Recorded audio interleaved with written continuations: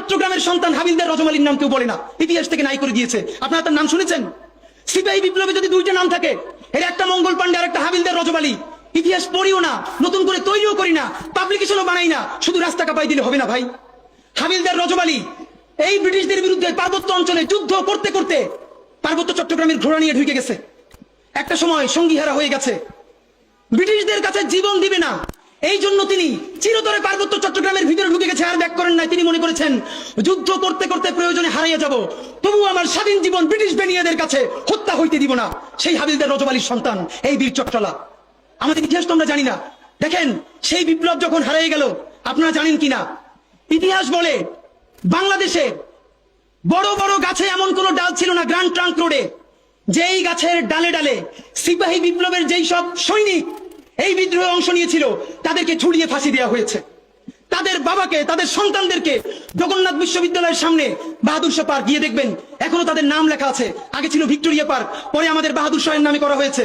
গিয়ে দেখবেন প্রকাশ্য দিবালোকে গাছের সাথে ঝুলিয়ে আমাদের বিপ্লবীদেরকে ফাঁসি দেওয়া হয়েছে। শুধু তাই না, 5 দিন 7 দিন ধরে সেই লাশ ঝুলিয়ে রাখা হয়েছে, যাতে মানুষ দেখে শিক্ষা পায় আর কেউ কোনোদিন ব্রিটিশদের বিরুদ্ধে বিপ্লব বা বিদ্রোহ করতে না পারে।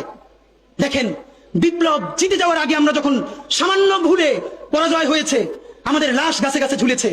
এরপর মুক্তি আসতে আরো 100 বছর লেগেছে। 1857 সালে মুক্তি আসতে পারতো।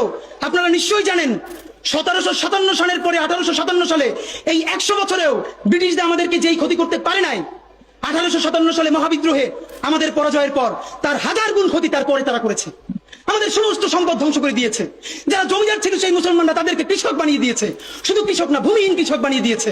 ভাইয়েরা আমার, এই জুলাই যদি এটাকে বিপ্লবে পরিণত করতে না পারি, চূড়ান্ত যোগ্যতা অর্জন করে যদি এটাকে চূড়ান্ত পিকে যেতে না পারি, সামনে বাংলাদেশে আমাদের জন্য ভয়াবহ সে আর একটা সিপাহী বিপ্লবের করুণ প্রতি অপেক্ষা করছে। আপনারা অনেকে ভাবতেছেন এইটাও কি সম্ভব?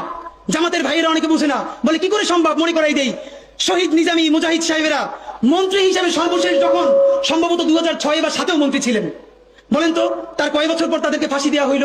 10 বছরও লাগে নাই। রানিং ফুল মন্ত্রী ছিল, লক্ষ লক্ষ মানুষ তাদের সাথে ছিল, তাদের মন্ত্রণালয়ে একটা পয়সার দুর্নীতি বের করতে পারে নাই। 10 বছরের মধ্যে মন্ত্রিত্বের পর তাদেরকে ফাঁসি দেওয়া শুধু হয় নাই, তাদের সন্তানরা তাদের জানাজাটা পর্যন্ত করতে পারে নাই। সংখ্যা দিয়ে হয় না ভাই, কোটি কোটি মানুষ দিয়ে সবকিছু হয় না।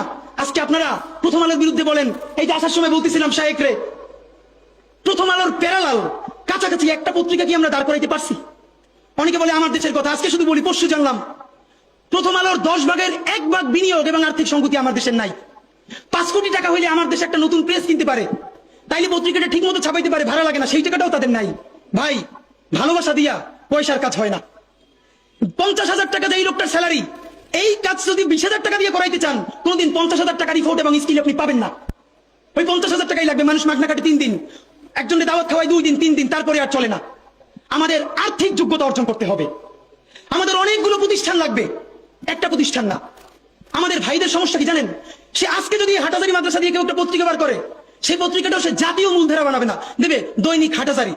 সে বানাবে মানে কোনো না কোনো ঘুরে ফিরা তার চিন্তায়, মননে, মগজে প্রথমে হয়তো হাটাজারি, সর্বোচ্চ বড় হইলে হেফাজত, এরপরে সর্বোচ্চ বড় হইলে বাংলাদেশের শুধু মুসলমান। ভাইরা, এই মুসলমানের বাইরের যে জনগোষ্ঠী, সেটা কি আপনার না? আপনি ভাবেন এই দেশের আপনি প্রধানমন্ত্রী, তারপরে ভাবেন আপনার জনগোষ্ঠী কারা, আপনি সেরকম চিন্তা করেন।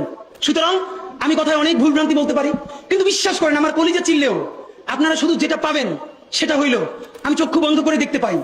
আমরা যদি যোগ্যতা নিয়ে 5-10 বছরের মধ্যে দাঁড়াইতে না পারি, এই ভিডিও, এই ছবি, এই শহীদ পরিবার, এই আহত, এদের জীবন তো শেষ। এদের পরবর্তী জেনারেশনকে পর্যন্ত কি ভয়ানক গণহত্যার শিকার হইতে হবে আমরা চিন্তাও করতে পারতেছি না। সুতরাং বাংলাদেশের স্বাধীনতা, সার্বভৌমত্ব, বাংলাদেশের ইসলাম এবং মুসলমানকে বাঁচাইতে হইলে আমাদেরকে তুমুল যোগ্যতা অর্জন করতে হবে। এই মাদ্রাসা শিক্ষিত জনগোষ্ঠীর মধ্যে হাজার হাজার ছেলে লাগবে যারা সিএনএনে, আল জাজিরায় তুমুল ইংলিশে বলতে পারবে।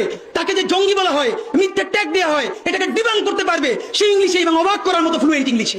এই যোগ্যতা আমার লাগবে। আমাদের ভাইয়েরা কিতাবি আরবি এবং অন্য আরবি ভিন্ন জিনিস, তাকে দুর্দান্ত আরবি বলতে পারতে হবে।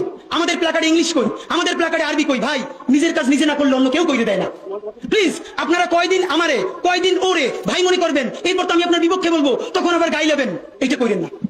নিজে শক্তিশালী হন, নিজে যোগ্যতা অর্জন করেন। আমার গালি দিয়ে হইলো, বোকা দিয়ে হইলো যে এই কুচকি বলা এত ভাব লয়, যা যোগ্যতা অর্জন করে ফেলাই। তবে কি জানেন, মিছিল দিয়া জান দেওয়া এটা একদিনের কাজ, 3 দিন 5 দিন 1 মাসের কাজ, যোগ্যতা তো আর 1 বছরে অর্জন হয় না। এটা বিরাট একটা জিহাদ। আপনারা বলেন না জিহাদ চাই, চলেন জিহাদটাই শুরু করি। সেই জিহাদটা হইল একজনের সব করার দরকার নাই। এই দেশে আমাদের অনেক মাশাআল্লাহ আলেম হইছে, আলেমদের মধ্য থেকে এখন আইটি উদ্যোক্তা লাগবে, বুলধেরান মিডিয়া লাগবে। আমার যে 8,000 এর ছেলেটা এখন পড়ে, চলেন সে আজকে জিহাদ ঘোষণা করি, আগামী 5 বছর পর, আগামী 10 বছর পর আমি এমন প্রতিষ্ঠান গড়ে তুলবো যে এটা শুধুই ইসলাম আর মুসলমানের প্রতিষ্ঠান না, এটা আবমর বাংলাদেশের প্রতিষ্ঠান হবে। আর দেখেন, যতবার ইসলাম কায়েমের কথা বলি, তার আগে যদি ইনসাফ কায়েমের কথা বলতাম, আমার হিন্দু অন্য ধর্মের ভাইরাও তো সাথে পাইতাম। কেন? ইনসাফ যদি রাষ্ট্রে কায়েম হয়ে যায়, তাহলে 80% ইসলাম তো এমনিতেই কায়েম হয়ে যায়। তাহলে আগে আসেন ইনসাফের রাষ্ট্র বানাই, যে ইনসাফের রাষ্ট্রে সকল ধর্ম, বর্ণ, নারী, পুরুষ আমাদের অংশীদার হবে। ইনশাআল্লাহ